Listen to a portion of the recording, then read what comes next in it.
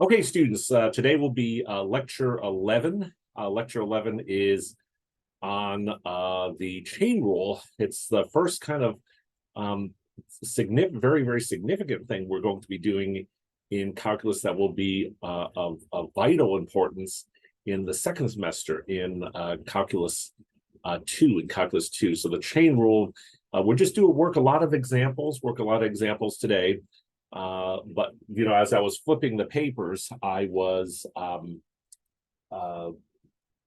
realized I probably should review a little bit from the previous lecture, which was lecture number 10 on the derivatives of trigonometric functions. So again, let me make sure I'm recording here. Very good. I just want to mention to you all that I have graded the test. I think there's only one person that has not taken the test yet. And then I will try to get back to you as soon as possible, your graded homework. And we're taking a look at the big picture of things and see how everybody's doing. At the Oklahoma School of Science and Math, we issue grades every 6 weeks. And so we probably should do a very comprehensive check at the six-week mark and see where everybody is. I am worried about some of the students where I feel like they may have started to fall behind. And I do encourage you all to try to keep up as much as possible with the lectures and the homeworks, because once you fall a little bit behind, it is not easy to catch up. I am willing to do one-on-one sessions, help sessions. I'm also willing to come out to your school to meet with you if that's necessary, or I welcome you to come onto campus from time to time for help. So last year I had one student that would come once a week.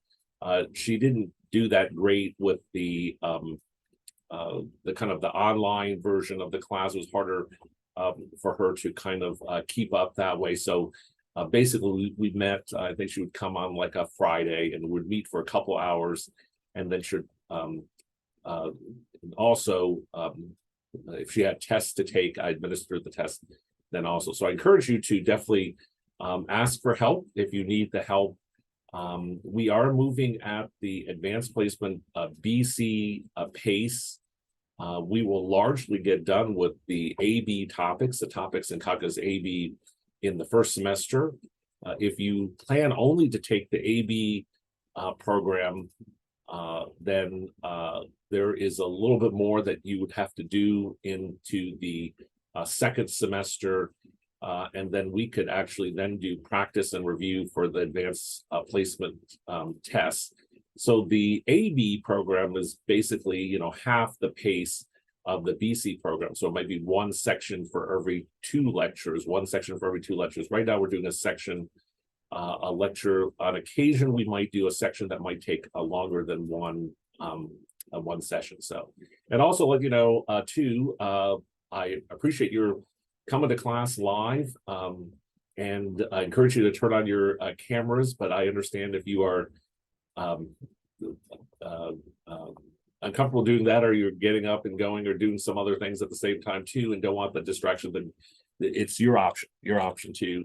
I generally like the interaction as much as possible, and I'll make today's a little bit interactive because that's what I did at the here on campus. So here I got a much larger class. I think I got like 17 students in one class and another class with 11 students. So I got about close to 30 students in calculus 1 here at the campus. And then I got about like 8 students out there throughout the state. So let's take a look and remind ourselves of the important facts from this is section 3.3. And that is that there's 2 important limits you need to know. The limit as x approaches 0 of sine x over x is 1. So what this is telling you that is as x gets small, as x approaches 0, you can approximate sine x with x. So if I ask you what's sine of 0.1, well, it's approximately 0.1. Of course, we are now in the radian mode when we're doing these limits. We have the limit as x approaches 0 of cosine x minus 1 all over x, that's equal to 0. This first limit, there is a proof in the book. I think it was page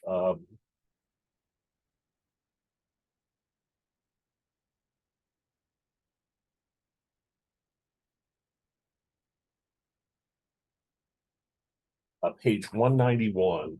So the proof here, the proof involves some very careful reasoning and also some geometry and algebra. And it probably would take a whole class period to go through that proof. So it's fine if you just simply take on faith that the limit as x approaches 0 sine x over x is equal to 1. Now, if you plan to become a math major, or you plan to go to one of the fancy name schools in engineering and math, you will need to know that proof, just to let you know. This limit over here, you could prove just with pure algebra, just algebra. You don't need any geometry, and then using this limit here in the process. Okay, these are the derivatives that you should commit to memory. The derivative of the sine function is the cosine function. Derivative of sine x is cosine x. Derivative of cosine x is negative sine x. The others you could derive through the application of the various rules of differentiation. You got the derivative of tangent. Derivative of tangent x is secant squared x. Derivative of tangent x secant squared x. Remember, tangent x is equal to sine x over cosine x. And then we have the derivative of secant x. Remember that secant x is equal to 1 over cosine x. Secant x is 1 over cosine x. Cosecant x is 1 over sine x. So it's kind of the opposite. The way I remember it is kind of the opposite of what you might think would be the case. Let's see, and make sure that you can see things clearly here. Let me, oops.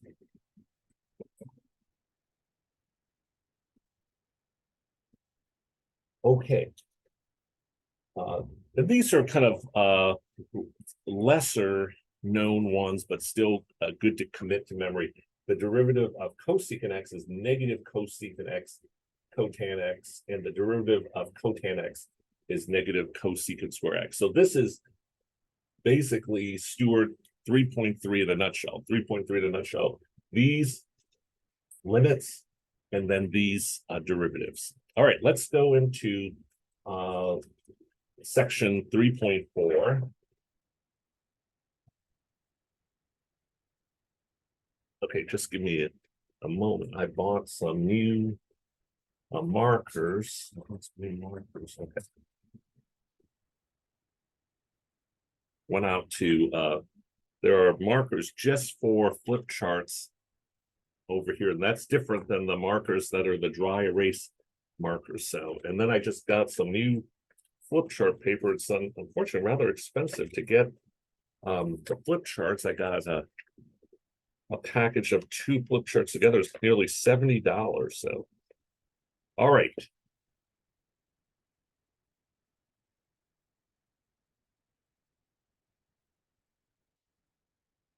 Moment here, we have lecture phase, lecture 11.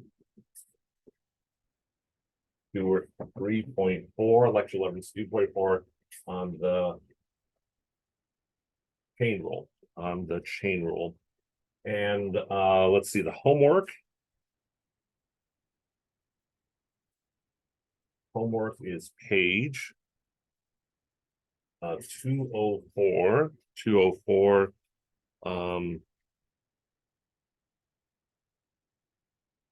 number 7, 9.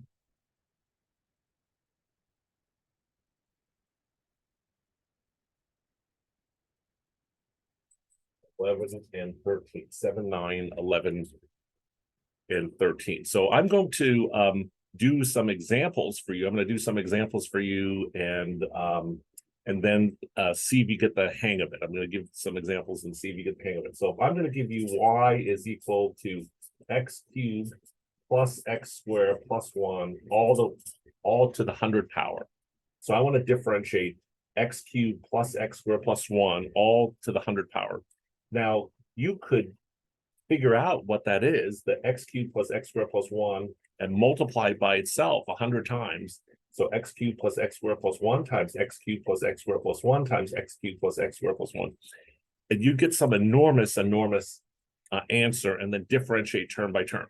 But there is a rule called the chain rule that lets us do it in one fell swoop. And here is the answer. So I got dy dx is equal to 100 x cubed plus x squared plus 1 to the 99th. So I treat this x cubed plus x squared plus 1 as just a glob. So it's basically I'm differentiating y dy. I'm finding the derivative of y with respect to glob, which is 100 times glob to the 99th, the glob being x cubed plus x squared plus 1. And then now I differentiate x cubed plus x squared plus 1, the derivative of x cubed plus x squared plus 1.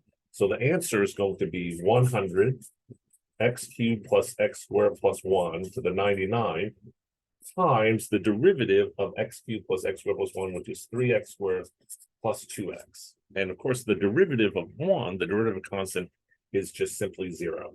Okay, let's do some more problems. So this is basically the principle. This is the principle. dy dx is equal to dy du dx. So I have I want to differentiate y with respect to x. Y is then I differentiate with respect to the u is what I call the glob, glob glob, and then differentiate du dx.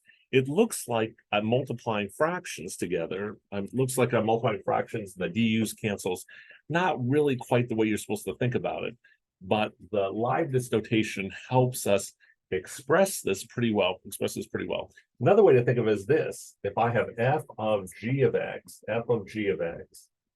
the derivative, that's the derivative of f with respect to g of x times the derivative of g of x. So this is the chain rule. This is the formal expression, the chain rule. dy dx is equal to dy du times du dx. U is a function of x. U is a function of x. So let's do a few more of these. Let's do a few more of these over here. Let's suppose I want to differentiate the sine of x. I want to differentiate the sine of x. Now I'm going to differentiate first here. I'm going to think of this as the sine of glob. I'm going to think of this as a sine of glob. I have no worry what's in here. It's maybe some complicated thing. If I differentiate that, that's going to be the cosine of glob. But now I'm not done yet. I have to differentiate the glob with respect to x. So the answer is going to be the cosine of glob times dx times glob. So this is going to be the cosine of the sine of x times the cosine of x. Okay, let's do one that's a little even looks a little bit more complicated. I'm going to do the sine of the sine of x squared plus 1. So I want to differentiate the sine of the sine of x squared plus 1. So that the answer is going to be the cosine of the sine of x squared plus 1 times now this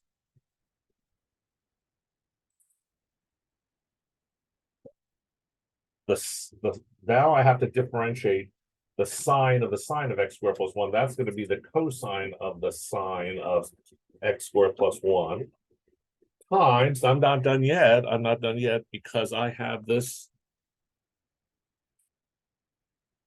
piece in here I still have to differentiate, and that's going to be the times the cosine of x squared plus 1 times finally, I reach in here to the x squared plus 1, I differentiate that. That's 2x. And I end right there. I might be able to say, well, then I have to differentiate x, but that's just plain old 1. So the answer to the derivative of the sine of the sine of the sine of x squared plus 1 is the cosine of the sine of x squared plus 1 times, now I differentiate what's in here, the cosine of the sine of x squared plus 1 times, I have to differentiate here the sine of x squared plus 1, which is the cosine of x squared plus 1 times 2x. So that's the basic essence of the chain rule is I might have a whole bunch of nested functions that I am differentiating, and I have to kind of reach in and get my hands and touch everything right down to the x, there. Okay, let's do a few more of these.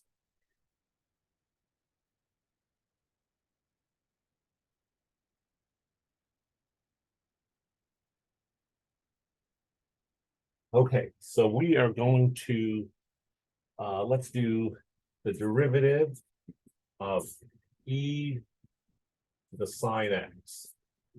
The derivative of e to the sine x. So I can think of this as the derivative of e to the log, derivative of e to the log. The answer is going to be e to the log times the derivative of log. So in this particular case, the answer is going to be e to the sine x times the derivative of sine x. So that's going to be cosine x times e to the sine x. So I got the e to the sine x times the derivative of sine x, which is cosine x. All right, let's do another problem. Let's do the derivative of 1 over the square root of x cubed plus 1. So I want to differentiate 1 over the square root of the quantity x cubed plus 1. So I can rewrite this as the derivative of x cubed plus 1 to the negative 1/2. So I'm differentiating x cubed plus 1 to the negative 1/2. So I can think of this as the derivative of some blob to the negative 1/2. This is kind of my way of thinking of it. So if you do go off to college and you're talking to a college professor, if you use the word blob, they are going to look at you a little bit funny and think about what are you talking about? But this is kind of my way of kind of visualizing things. If I'm going to differentiate here some big complicated thing to the negative 1/2 power, now I'm going to apply the power rule. So the answer is going to be negative 1/2 this blob. I'm going to decrease this exponent by 1, so it's going to be negative 3/2 times now the derivative of what's in this blob, which is x cubed plus 1. So it's going to be negative 1/2 x cubed plus 1 to the negative 3/2 times the derivative of x cubed plus 1. So the answer is going to be negative 1/2 x cubed plus 1 to the negative 3/2, and then 3x squared. Now, if this is acceptable as an answer, here. You could do some algebraic simplifications or rewriting so that you can kind of see that negative 3/2 is negative 1 over 2 times x cubed plus 1 to the 3/2. The negative side means it throws it downstairs to the denominator times this 3x squared. And this is the same thing as 3x squared over 2 times the square root of x cubed plus 1 cubed. So this is another way to write the answer is 3x squared all over 2 times the square root of x cubed plus 1 quantity cubed. And that's what x cubed plus 1 to the 3/2 means. It means the square root of x cubed plus 1 cubed, or the square root of, yeah, the square root of x cubed plus 1 cubed, which is right over here. Okay, let's take a look at the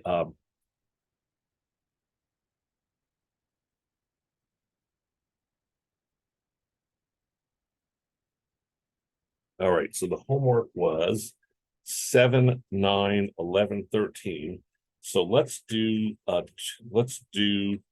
um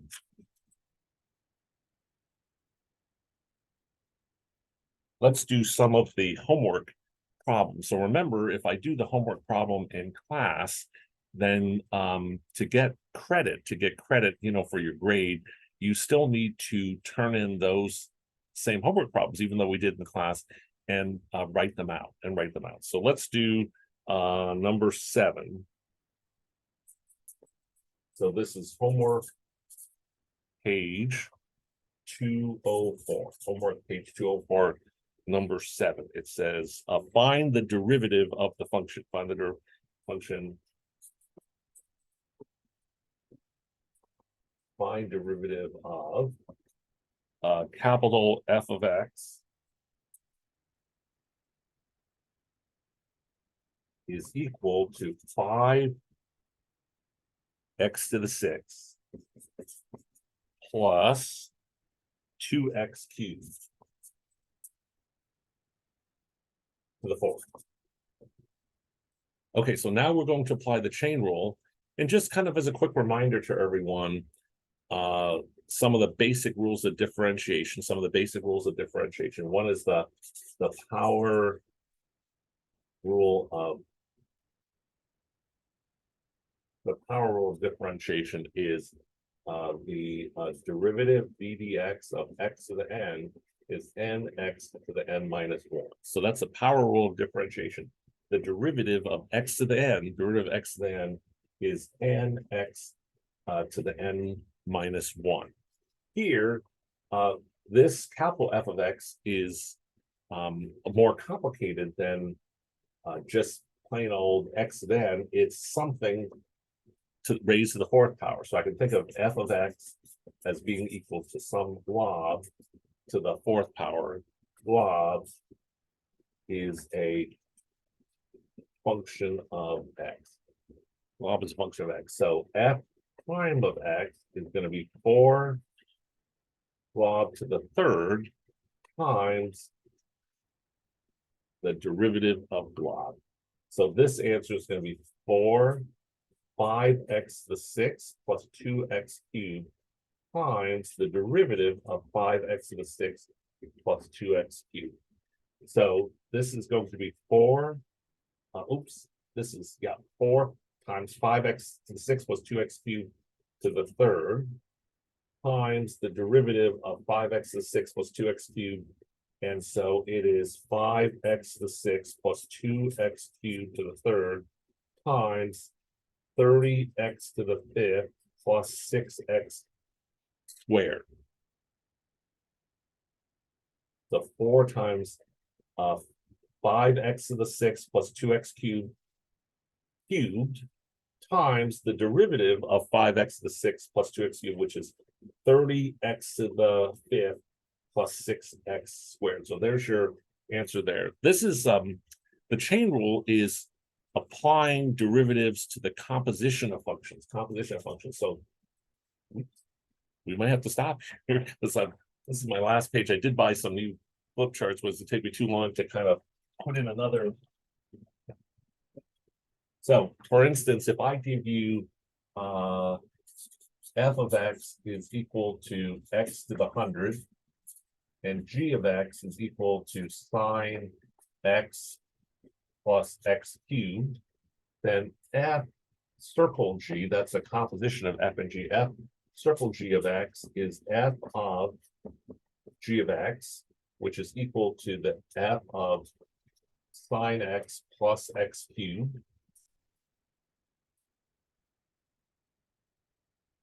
And that's equal to sine x plus x cubed to the 100. So that's the composition. This is called the composition of functions.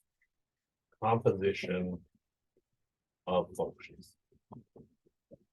we looked at the derivative of the sum of two functions, remember? So v dx of f of x plus g of x. The derivative of the sum of two functions is the derivative of f of x plus the derivative of g of x. So the derivative of a sum of two functions is the sum of the derivatives. The derivative of the difference of two functions, f of x minus g of x, is equal to the derivative of f of x minus the derivative of g of x. And then we have the derivative of the product of two functions, f of x times g of x.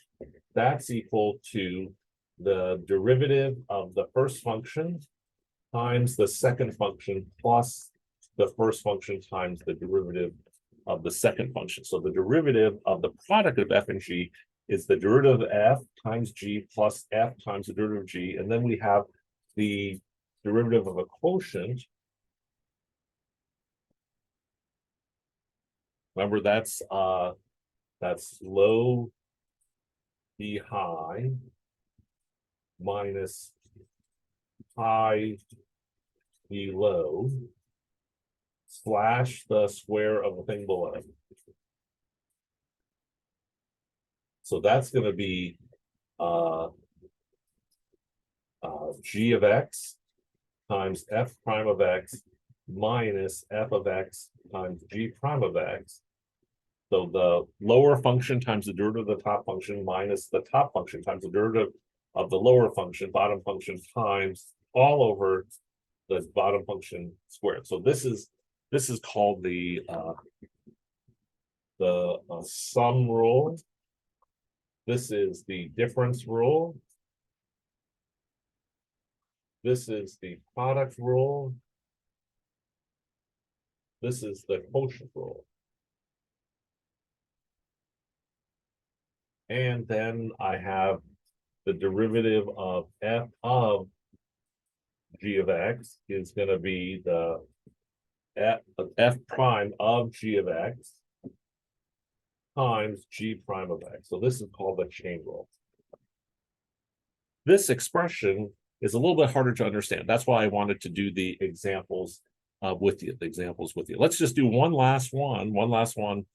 We'll call it a day, and then next time what I might do is, as I get a better sense of where everybody is, we might go over the test. We'll give you a chance to go over the test, go over the commonly made mistakes, and kind of do a recap of things as we move into the next. We're going to move into an area where things are going to get a little bit more difficult. The next lesson will be on implicit differentiation. This is where we're differentiating functions where the function is not explicitly defined. You're used to seeing functions like y is equal to sine x, y is equal to x squared, y is equal to something. And here I'm going to have x and y kind of intertwined together so that it may not even be possible to solve explicitly for y, but yet we can still differentiate the function. So let's do one last chain rule here. Let's do h of t is equal to e to the sine of t. So I'm going to differentiate e to the sine of t. So I think of h of t as being equal to e to the glob. So h prime of t is going to be e to the glob, whatever that glob is, times the derivative of glob. Now, what is the derivative? So then this is going to be e to the sine of t times the derivative of the sine of t, which is going to be the cosine of the sine of t, times, I'm not done yet, times the cosine of t. So the answer here is going to be h prime of t is equal to e to the sine of t times the cosine of the sine of t times the cosine of t. So this is applying the chain rule twice. This is applying the chain rule twice. Okay, so it's kind of a short but very, very powerful lesson. The reason why the chain rule is very important is because in the second semester of calculus, we're going to do a process called integration. Integration is kind of the going backwards, differentiation. So we're going to kind of go backwards to figure out, I'm going to give you a function and tell you what did I have to, and ask you what did I have to take the derivative of to get this function. That process is called anti-differentiation. So it's kind of going backwards of differentiation.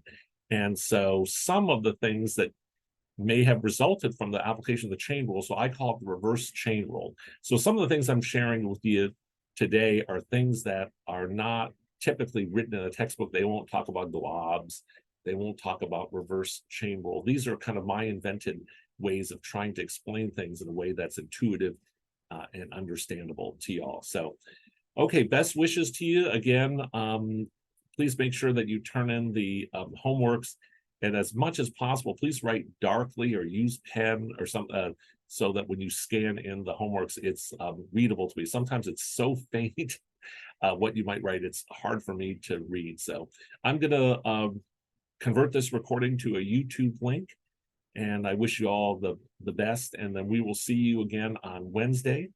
Again, if you got your test back and you feel like you could do better or there's things you don't understand, I'll be more than happy to work with you one-on-one via Zoom, or I could come out and see you in person to meet with you to kind of intensely go over and review the concepts that you might have difficulty with. Or I welcome you to come onto campus. If you've never been to the campus of the Oklahoma School of Science Math, you'd come and spend a few hours here.